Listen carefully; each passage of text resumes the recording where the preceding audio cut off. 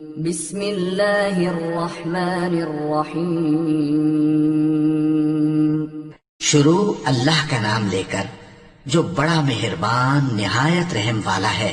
سب تعریف اللہ ہی کو ہے جس نے اپنے محبوب بندے محمد صلی اللہ علیہ وآلہ وسلم پر یہ کتاب نازل کی اور اس میں کسی طرح کی کجی اور پیچیدگی نہ رکھی بلکہ سیدھی اور سلیس اتاری تاکہ لوگوں کو عذاب سخت سے جو اس کی طرف سے آنے والا ہے ڈرائے اور مومنوں کو جو نیک عمل کرتے ہیں خوشخبری سنائے کہ ان کے لیے ان کے کاموں کا نیک بدلہ یعنی بہشت ہے جس میں وہ ہمیشہ رہیں گے، اور ان لوگوں کو بھی ڈرائے جو کہتے ہیں کہ اللہ نے کسی کو بیٹا بنا لیا ہے۔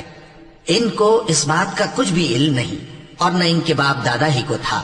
یہ بڑی سخت بات ہے جو ان کے منہ سے نکلتی ہے، اور کچھ شک نہیں کہ یہ جو کچھ کہتے ہیں محض جھوٹ ہے۔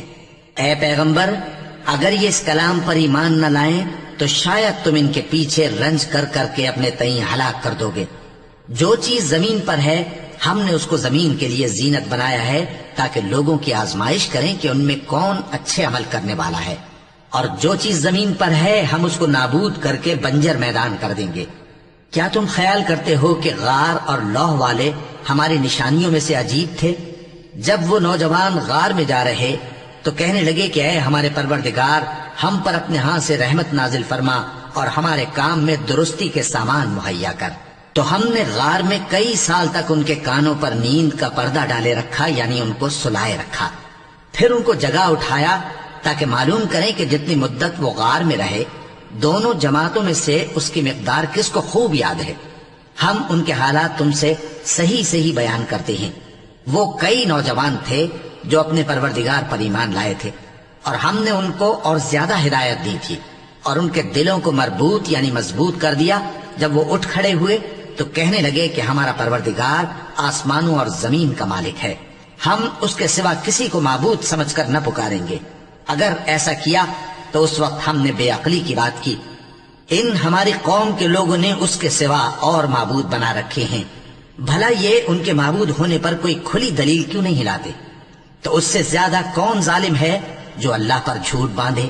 اور جب تم نے ان مشرکوں سے اور جن کی یہ اللہ کے سوا عبادت کرتے ہیں ان سے کنارہ کر لیا ہے تو غار میں چل رہو، تمہارا پروردگار تمہارے لیے اپنی رحمت وسیع کر دے گا اور تمہارے کاموں میں آسانی کے سامان مہیا کرے گا۔ اور جب سورج نکلے تو تم دیکھو کہ دھوپ ان کے غار سے داہنی طرف سمٹ جائے، اور جب غروب ہو تو ان سے بائیں طرف کترا جائے، اور وہ اس غار کے کشادہ حصے میں تھے۔ یہ اللہ کی نشانیوں میں سے ہیں، جس کو اللہ ہدایت دے وہ ہدایت یاب ہے، اور جس کو گمراہ رہنے دے تو تم اس کے لیے کوئی دوست راہ بتانے والا نہ پاؤ گے۔ اور تم ان کے متعلق خیال کرو کہ وہ جاگ رہے ہیں حالانکہ وہ سوتے ہیں، اور ہم ان کو دائیں اور بائیں کروٹ بدلاتے تھے، اور ان کا کتا چوکھٹ پر دونوں ہاتھ پھیلائے ہوئے تھا۔ اگر تم ان کو جھانک کر دیکھتے تو پیٹ پھیر کر بھاگ جاتے اور ان سے دہشت میں آ جاتے۔ اور اسی طرح ہم نے ان کو اٹھایا تاکہ آپس میں ایک دوسرے سے دریافت کریں۔ ایک کہنے والے نے کہا کہ تم یہاں کتنی مدت رہے؟ انہوں نے کہا کہ 1 دن یا اس سے بھی کم۔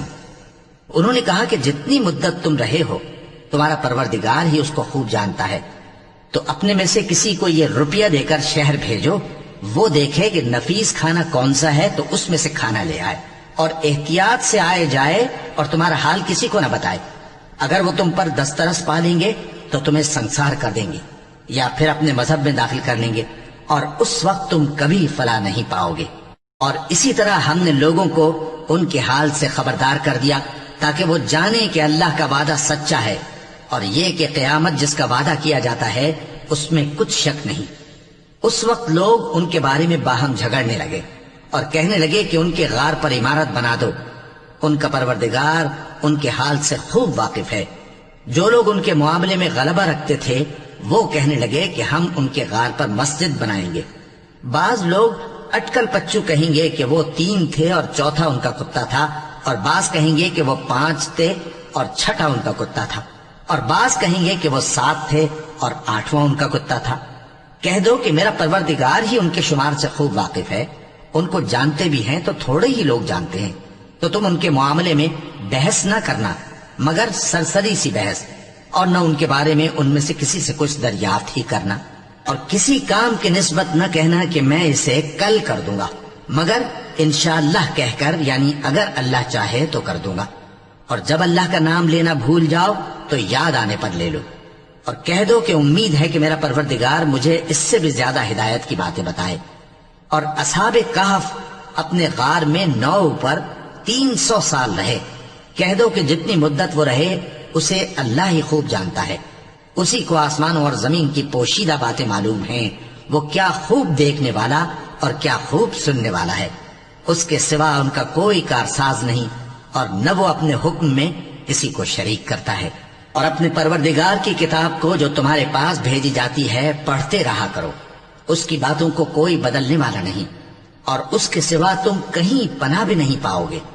اور جو لوگ صبح و شام اپنے پروردگار کو پکارتے اور اس کی خوشنودی کے طالب ہیں، ان کے ساتھ صبر کرتے رہو، اور تمہاری نگاہیں ان میں سے گزر کر اور طرف نہ دوڑیں کہ تم دنیاوی زندگی کی رونقوں کے خواستگار ہو جاؤ۔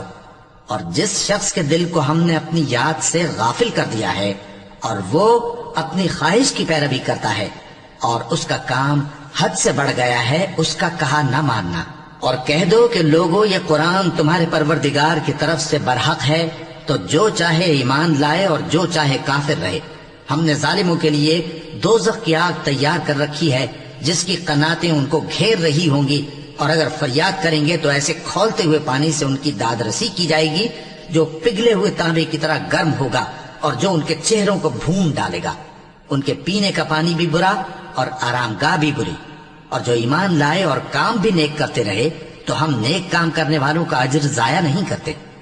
ایسے لوگوں کے لیے ہمیشہ رہنے کے باغ ہیں جن میں ان کے محلوں کے نیچے نہریں بہ رہی ہیں، ان کو وہاں سونے کے کنگن پہنائے جائیں گے، اور وہ باریک دیبا اور اطلس کے سبز کپڑے پہنا کریں گے، اور تختوں پر تکیے لگا کر بیٹھا کریں گے۔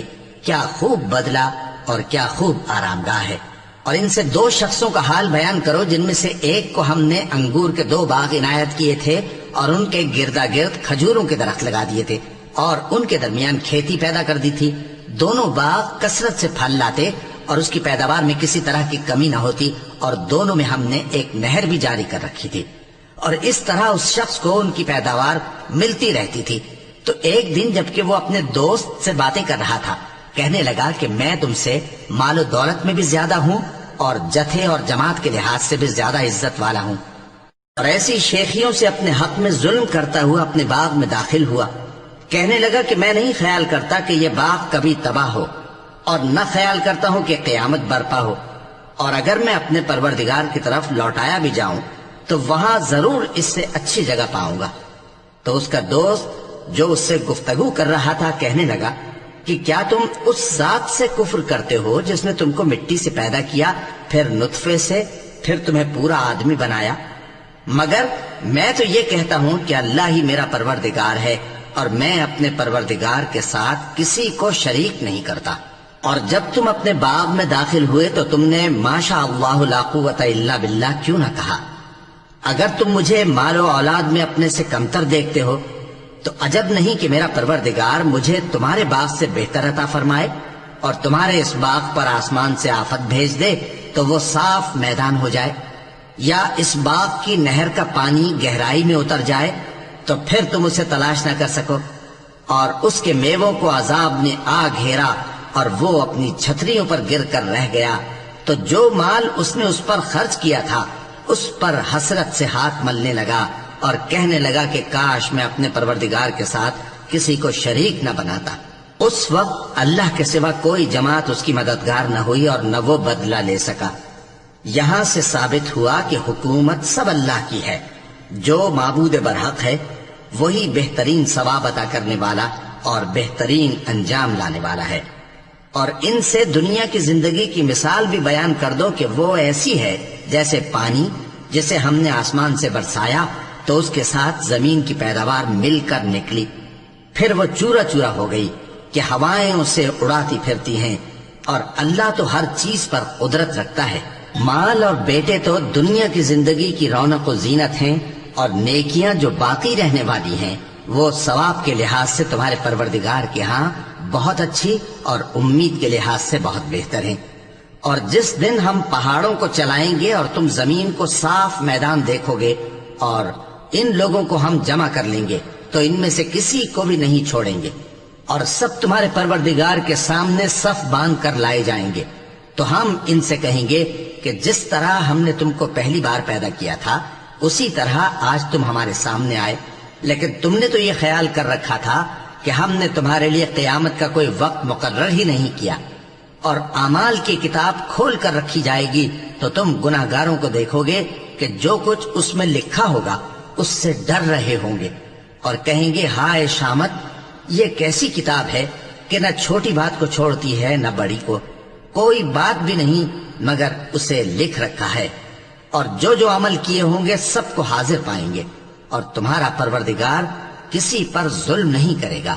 اور جب ہم نے فرشتوں کو حکم دیا کہ آدم کو سجدہ کرو تو سب نے سجدہ کیا مگر ابلیس نے نہ کیا، وہ جنات میں سے تھا تو اپنے پروردگار کے حکم سے باہر ہو گیا۔ کیا تم اس کو اور اس کی اولاد کو میرے سوا دوست بناتے ہو، حالانکہ وہ تمہارے دشمن ہیں، اور شیطان کی دوستی ظالموں کے لیے اللہ کی دوستی کا برا بدل ہے۔ میں نے ان کو نہ تو آسمانوں اور زمین کے پیدا کرنے کے وقت بلایا تھا اور نہ خود ان کے پیدا کرنے کے وقت، اور میں ایسا نہ تھا کہ گمراہ کرنے والوں کو مددگار بناتا۔ اور جس دن اللہ فرمائے گا کہ اب میرے شریکوں کو جن کی نسبت تم معبود ہونے کا گمان رکھتے تھے بلاؤ، تو وہ ان کو بلائیں گے مگر وہ ان کو کچھ جواب نہ دیں گے، اور ہم ان کے درمیان ہلاکت کی ایک جگہ بنا دیں گے، اور گناہگار لوگ دوزخ کو دیکھیں گے تو یقین کر لیں گے کہ وہ اس میں پڑنے والے ہیں، اور اس سے بچنے کا کوئی راستہ نہ پائیں گے۔ اور ہم نے اس قرآن میں لوگوں کے سمجھانے کے لیے طرح طرح کی مثالیں بیان فرمائی ہیں، لیکن انسان سب چیزوں سے بڑھ کر جھگڑالو ہے، اور لوگوں کے پاس جب ہدایت آ گئی تو ان کو کس چیز نے منع کیا کہ ایمان لائیں اور اپنے پروردگار سے بخشش مانگیں، بجز اس کے کہ اس بات کے منتظر ہوں کہ انہیں بھی پہلوں کا سا معاملہ پیش آئے یا ان پر عذاب سامنے سے آ جائے۔ اور ہم جو پیغمبروں کو بھیجا کرتے ہیں تو صرف اس لیے کہ لوگوں کو اللہ کی نعمتوں کی خوشخبریاں سنائیں اور عذاب سے ڈرائیں، اور جو کافر ہیں وہ باطل کی مدد سے جھگڑا کرتے ہیں تاکہ اس سے حق کو پھسلا دیں، اور انہوں نے ہماری آیتوں کو اور جس چیز سے ان کو ڈرایا جاتا ہے اسے ہنسی بنا لیا ہے۔ اور اس سے بڑھ کر ظالم کون، جس کو اس کے پروردگار کی آیات کے ذریعے سمجھایا گیا تو اس نے ان سے منہ پھیر لیا، اور جو اعمال وہ آگے کر چکا اس کو بھول گیا۔ ہم نے ان کے دلوں پر پردے ڈال دیے کہ اسے سمجھ نہ سکیں، اور کانوں میں ثقل پیدا کر دیا ہے کہ سن نہ سکیں، اور اگر تم ان کو رستے کی طرف بلاؤ تو کبھی رستے پر نہ آئیں گے، اور تمہارا پروردگار بخشنے والا صاحب رحمت ہے۔ اگر وہ ان کے کرتوتوں پر ان کو پکڑنے لگے تو ان پر جھٹ عذاب بھیج دے، مگر ان کے لیے ایک وقت مقرر کر رکھا ہے کہ اس کے عذاب سے کوئی پناہ کی جگہ نہ پائیں گے۔ اور یہ بستیاں جو ویران پڑی ہیں، جب انہوں نے کفر کر کے ظلم کیا تو ہم نے ان کو تباہ کر دیا، اور ان کی تباہی کے لیے ایک وقت مقرر کر دیا تھا۔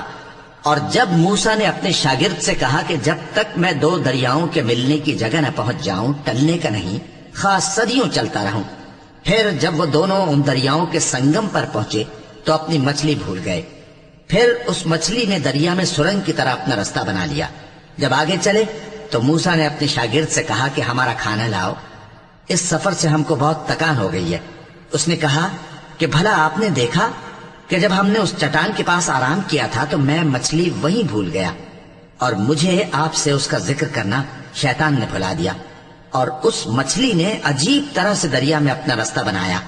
موسیٰ نے کہا یہی تو وہ مقام ہے جسے ہم تلاش کرتے تھے، تو وہ اپنے پاؤں کے نشان دیکھتے دیکھتے لوٹ گئے۔ وہاں انہوں نے ہمارے بندوں میں سے ایک بندہ دیکھا جس کو ہم نے اپنے ہاتھ سے رحمت خاص سے نوازا تھا اور اپنے پاس سے ایک خاص علم بخشا تھا۔ موسیٰ نے ان سے جن کا نام خضر تھا کہا کہ جو علم اللہ کی طرف سے آپ کو سکھایا گیا ہے، اگر آپ اس میں سے مجھے کچھ بھلائی کی باتیں سکھائیں تو میں آپ کے ساتھ رہوں۔ خضر نے کہا کہ تم میرے ساتھ رہ کر صبر نہیں کر سکو گے، اور جس بات کی تمہیں خبر ہی نہیں اس پر صبر کر بھی کیسے سکتے ہو؟ موسیٰ نے کہا اللہ نے چاہا تو آپ مجھے صابر پائیے گا، اور میں آپ کے ارشاد کے خلاف نہیں کروں گا۔ خضر نے کہا اگر تم میرے ساتھ رہنا چاہو تو شرط یہ ہے مجھ سے کوئی بات نہ پوچھنا، जब तक मैं खुद उसका जिक्र तुमसे न करूं। तो दोनों चल पड़े। यहां तक कि जब कश्ती में सवार हुए तो खिज्र ने कश्ती को फाड़ डाला। मूसा ने कहा, क्या आपने इसको इसलिए फाड़ा है कि सवारों को गर्क कर दी? ये तो आपने बड़ी अजीब बात की। खिज्र ने कहा, क्या मैंने नहीं कहा था कि तुम मेरे साथ सब्र न कर सकोगे? मूसा ने कहा कि जो भूल मुझसे हुई उस पर मुआवजा न कीजिए और मेरे मामले में मुझ पर मुश्किल न डालिए। फिर दोनों चले, यहां तक कि रास्ते में एक लड़का मिला तो खिज्र ने उसे मार डाला। मूसा ने कहा कि आपने एक बेगुनाह शख्स को नाहक बगैर किसास के मार डाला, ये तो आपने बुरी बात की। खिज्र ने कहा, क्या मैंने नहीं कहा था कि तुमसे मेरे साथ सब्र नहीं हो सकेगा? उन्होंने कहा कि अगर मैं इसके बाद फिर कोई बात पूछूं यानी एतराज करूं तो मुझे अपने साथ न रखिएगा कि आप मेरी तरफ से उज्र के कबूल करने में हद को पहुंच गए हैं। फिर दोनों चले, यहां तक कि गांव वालों के पास पहुंचे और उनसे खाना तलब किया। उन्होंने उनकी जियाफत करने से इनकार किया। फिर उन्होंने वहां एक दीवार देखी जो गिरा चाहती थी, तो खिज्र ने उसको सीधा कर दिया। मूसा ने कहा कि अगर आप चाहते तो इनसे इसका मुआवजा ले लेते ताकि खाने का काम चलता। खिज्र ने कहा कि अब मुझ में और तुम में अलहदगी, मगर जिन बातों पर तुम सब्र न कर सके मैं उनका तुम्हें भेद बताए देता हूं कि वो जो कश्ती थी गरीब लोगों की थी जो दरिया में मेहनत करके यानी कश्तियां चलाकर गुजारा करते थे, और उनके सामने की तरफ एक बादशाह था जो हर अच्छी कश्ती को जबरदस्ती छीन लेता था। तो मैंने चाहा कि उसे ऐबदार कर दूं ताकि वो उसे गस्ब न कर सके। और वो जो लड़का था उसके माँ बाप दोनों मोमिन थे। हमें अंदेशा हुआ कि वो बड़ा होकर बदकिरदार होगा तो कहीं उनको सरकशी और कुफ्र में ना फंसा दे। तो हमने चाहा कि उनका परवरदिगार उसकी जगह उनको और बच्चा अता फरमाए जो अखलाकी पाकीज़गी में बेहतर और मोहब्बत में ज्यादा करीब हो। और वो जो दीवार थी सो 2 यतीम लड़कों की थी जो शहर में रहते थे, और उसके नीचे उनका खजाना दफन था, और उनका बाप एक नेक आदमी था। तो तुम्हारे परवरदिगार ने चाहा कि वो अपनी जवानी को पहुंच जाएं और फिर अपना खजाना निकाले। ये तुम्हारे परवरदिगार की मेहरबानी है और ये काम मैंने अपनी तरफ से नहीं किए। ये उन बातों की हकीकत है जिन पर तुम सब्र न कर सके। और तुमसे जुल्करनैन के बारे में दरियाफ्त करते हैं, कह दो कि मैं उसका किसी कदर हाल तुम्हें पढ़कर सुनाता हूँ। हमने उसको जमीन में बड़ा इक्तदार दिया था और हर तरह का सामान उसको अता किया था। तो उसने एक सफर का सामान किया, यहाँ तक कि जब सूरज के गुरूब होने की जगह पहुंचा तो उसे ऐसा पाया कि एक कीचड़ वाले चश्मे में डूब रहा है, और उस चश्मे के पास एक कौम देखी।